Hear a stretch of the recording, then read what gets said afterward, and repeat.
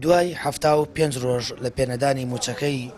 بە تەمەنێکی هێڵکشا و ڕۆحێکی گەرم و دەستە ساردەکانیەوە چەندین سەعاتە لەسەرەوەستاوە تا کۆتایی بە چاوەڕوانی پێنەدانی موچە بهێنێت. موچەخۆران دەڵێن ئەو موچەی وەری دەگرن لە گیرفانەکانیان نامێنێتەوە و دەیدەنەوە بە قەرز. بووم باش وەری ناگرێ قسەکان تێ ناگەم لێ نەوەڵا کافینە حەقی خوا بوو حەقی وا بخوان بۆیان بە نەماڵەوە بەڵام خوا ئەم دوو نەماڵە خەجاڵت کە کەوا ئەکەن بە میلەتە و مەعاش هاتووە نایدەن بە خەڵک ئەبوایە خۆیان ئەوە قەرباڵقی نەبوایە ئەوە قەرباڵقی نەبوایە هەر یەکێ بەسەری خۆی لە سێ شوار لاوبانکەدا بنایێت بۆ خەڵک لەبەرەوە خەڵک ئیزدیحام نەبێت ئەمانە گاڵتە بە میلەتەکەن درۆوەکەن ئەمانە بەم وەسع و بەم سەرما و بەم نەبوونی و ناڕەحەتیە ئەوای ئەوان لە بەرچاو کە میلەت ئەوانی پێگەیان نەک ئەمە ئەوان میلەتیان پێگەیان بێ بە نانەڕەقە خەڵک نانڕەقی خۆی نەخواردە ناردیانی بۆ کەش بۆ ئەوان دەوری مشک و جرج و ڕێوی چقەڵیان بینیوە بۆ کەژەوە ئەم دوو بنەماڵە ئەمە ئارەوەڵە ئامەتانە بەقورئان زەختمە شەبەکە باڵوێن بۆ کراگەوە ئەهم پێشاکمیانە ئێرە هیچ مەجارێکم نی بەرە خۆ ئاگادارە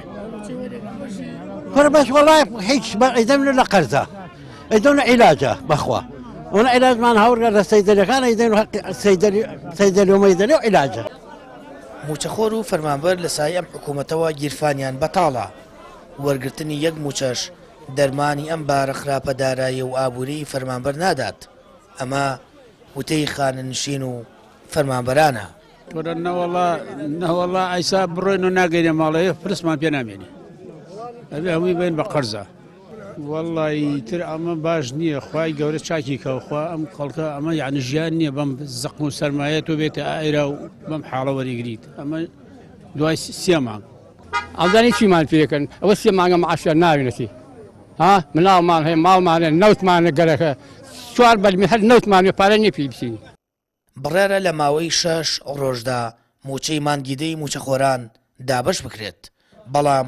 ئاسۆی دابشکردنی موچەی مانگەکانی 11 و 12 دیار نییە و حکوومەتی کاربڕێکەر دەڵێت